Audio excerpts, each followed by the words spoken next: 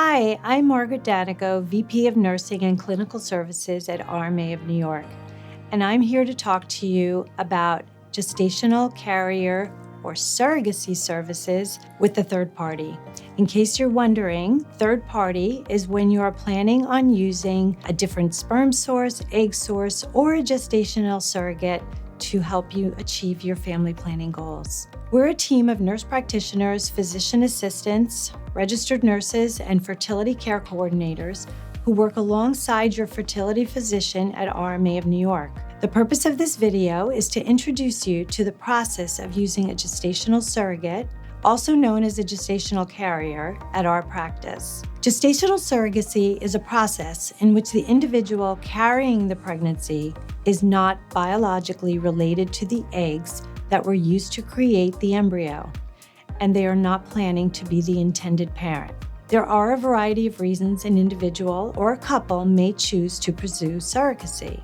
These include uterine conditions, medical conditions that would make it dangerous to carry a pregnancy, reproductive health disorders such as recurrent miscarriages or previous complications, as well as same-sex male couples and single men. This process may feel overwhelming, but we hope that by the end of this video, you will feel informed and have a better idea of what to expect. You will also be able to click on a link or call the office to set up a call with a member of our team.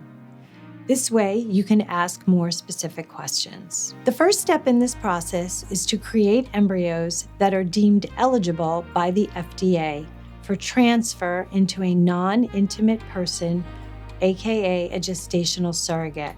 This screening starts with the sperm source and is required by the FDA to have been screened at a higher level at the point of collection, in addition to being quarantined for a minimum of 6 weeks. When you are ready to get this process started, you and/or your partner will be scheduled for an initial screening appointment. During this 1 to 2 hour appointment, you will complete a full FDA screening in order to ensure the sperm sample you provide is eligible for surrogate use. You and your partner will provide a sperm sample for cryopreservation and complete a full set of infectious disease FDA blood work. You will also complete a full body physical exam during this initial appointment. The sperm collected at this appointment is what our lab will use to fertilize the eggs and create embryos.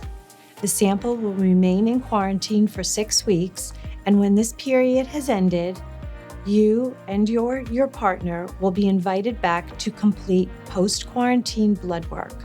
This consists of the same blood work you collected at your initial visit.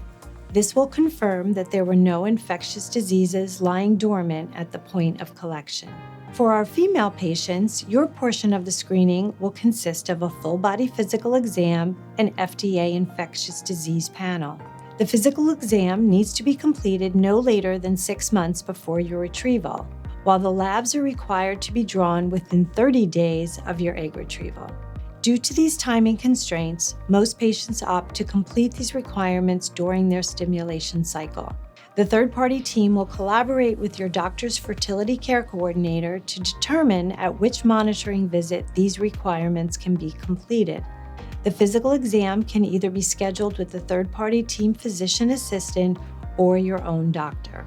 For same-sex male couples, intended parents using donor eggs. Once your sperm or your partner's sperm has been released from quarantine, you will be able to create embryos at your leisure. It will be dependent on when your donor eggs have either been retrieved or when your frozen donor eggs have arrived in our lab. Since the donor eggs were FDA screened completely at the time of retrieval, there is no further testing that needs to be completed to meet this requirement. In addition to the embryos needing to be FDA screened, your embryos are also required to undergo pre-implantation genetic testing, or PGT. New York State only permits chromosomally normal, or euploid, which you may see in some of the documentation, embryos to be transferred into a gestational surrogate. This is determined via a biopsy that is performed on embryos that have fully matured. The biopsied cells are sent to an off-site laboratory for analysis, and the results of these are received in about 2 to 3 weeks. This report will tell you which embryos were found to have a normal set of chromosomes, as well as the sex of the embryos if you desire. Once both the FDA screening and pre-implantation genetic testing are complete, you will have screened embryos that will be eligible to transfer to a gestational surrogate who will carry the pregnancy. RMA of New York has a robust list of recommended gestational surrogate agencies to help guide you in your search. These agencies have been vetted by our team and are ones that our patients have had successful journeys with. While you're not restricted to this list, all other agencies are subject to review by our team. So this list is a good place to start to get more information on how to be matched with a surrogate, as well as information regarding necessary legal representation throughout the process. Something to note is that the agencies usually have their own in-house lawyers to refer you to. A good first step would be to contact one or more of the agencies to see if their programs are a good fit for you. While this process can be quite lengthy and involved, our team is here to guide you through. We hope you found this informative, and if you have any questions, please call our office to arrange a call with a member of our team.